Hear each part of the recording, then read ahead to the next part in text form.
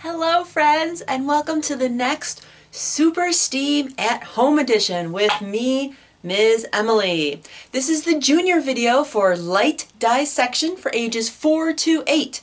If you are watching this program, your adults should have picked up supplies from the library. If not, and you would like materials to follow along, please have them contact us. We offer a limited quantity of materials for each video, so they may have already been distributed by the time you are watching this. So let's get to it. Light. Some light is visible, while others are not, at least not to our human eyes. Here's a diagram of known light waves. Notice there are longer light waves, like radio and infrared. There are shorter wavelengths, like X-ray. We've probably all experienced these different types of light waves in our life, but maybe you didn't realize it. In this video, we are going to focus primarily on the visible light spectrum. I like to use Roy G. Biv. Roy G. Biv, notice the image over here again, shows the different colors: red, orange, yellow. Roy. G for green, and Biv, B-I-V, for blue, indigo, and violet. Notice that on the red and orange areas, the light waves, those high and low points, are farther apart, so they gradually go up and down. Whereas you get farther in the name Roy G. Biv, like that indigo and violet, they're a lot closer together, those ups and downs. So they are shorter wavelengths. Now, please locate your package of materials. Locate these 7 different colored strips in your packet. We have lots of different strips here.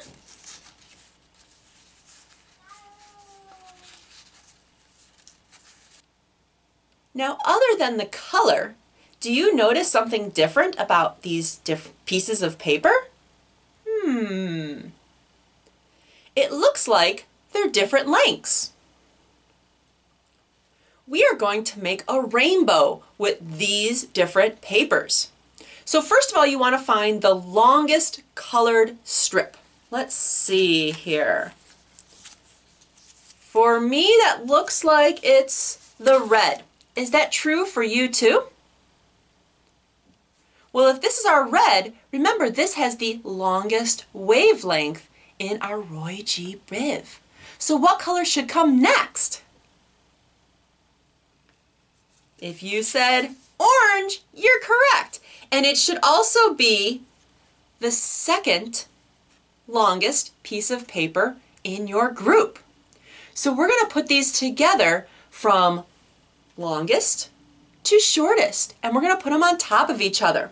And I'm going to keep one end nice and straight. I'm going to do this bottom edge right here.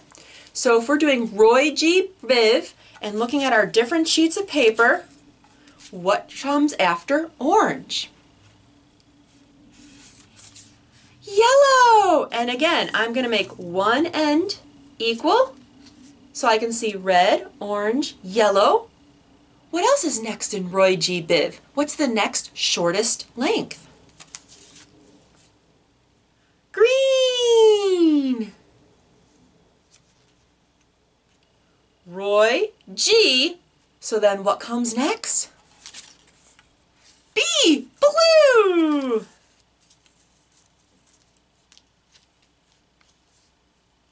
Okay, now that new color you might have learned. What's the next longest piece you have? Indigo! That is such a beautiful color. And our last shortest piece, which one is that? Violet. So we have Roy G. Biv. Now, you want to be able to attach all of these together at the same length. You can use glue, but I have no patience for glue to dry in this video. You can use a stapler.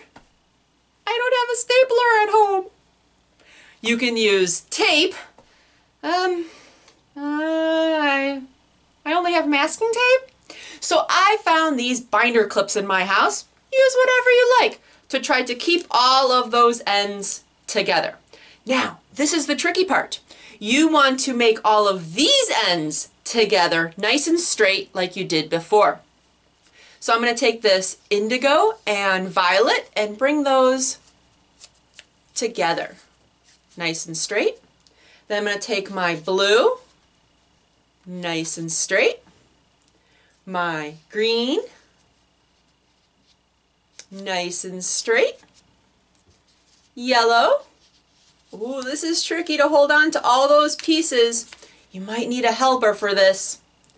Then orange. I'm going backwards in the colors of Roy G. Biv. And last but not least, our longest piece, red. Okay, they're all lined up nice and straight there. So I'm going to take another clip just to stick it on there. And notice what was created. A rainbow! Yes, the longer wavelengths are going to be always on the top, and then it's going to go shorter and shorter to our shortest wavelength, our indigo. Roy G. Biv! That's why our rainbows always look like this in the sky. Isn't that cool? Next, you want to locate your diffraction grading square. Ooh. Notice it has a rainbow on it as well. It does say, please do not look directly into the sun with this. Keep that in mind. Also at the bottom, it gives the wavelengths in nanometers, which is really teeny tiny. And notice the red is near 700 and the lowest is around 300. And if you look at these measurements, this is sort of how we measured out our rainbow pieces. So you get all the really technical information as well as the pretty picture stuff. Now, with this gradient, what you want to do is you want to look at a light source in your house. Now I have a light shining, actually a couple different lights shining on me for this video. You can probably see the reflection of light in my glasses. So how would I describe this light? Well, one of my light bulbs is almost a whitish light. And another set of my light bulbs are a yellowish light. Even though I would both consider them white light, one has more of a whitish bluish and one has more of a yellowish color. They're just different types of light bulbs. One is incandescent and one is fluorescent. So they give off slightly different combinations of light waves. Next, I want to use my diffraction grading square. And I want to look towards these lights. Whoa!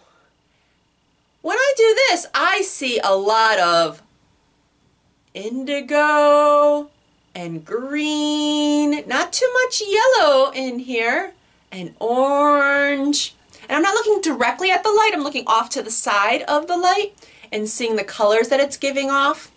Now I'm going to check the other light, the more orangey, yellowish light. Oh,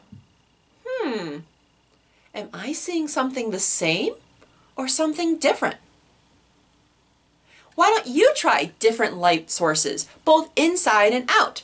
Remember, you don't want to look directly into the light source, you just want to get the light off of it. So if you are looking outside, don't look directly into the sun, but you can look off to the side and see the colors that come off of your refracting square. Now the grooves on this diffracting square bend the light and it separates the wavelengths into different spots. That's why you're able to see them. And that's how real rainbows occur.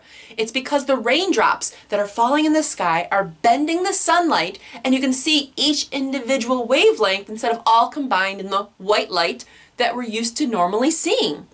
And that's another reason why the sun is usually behind you when you're looking at a rainbow, because it's going through those raindrops. Now I hope you enjoyed this video and maybe you even learned something.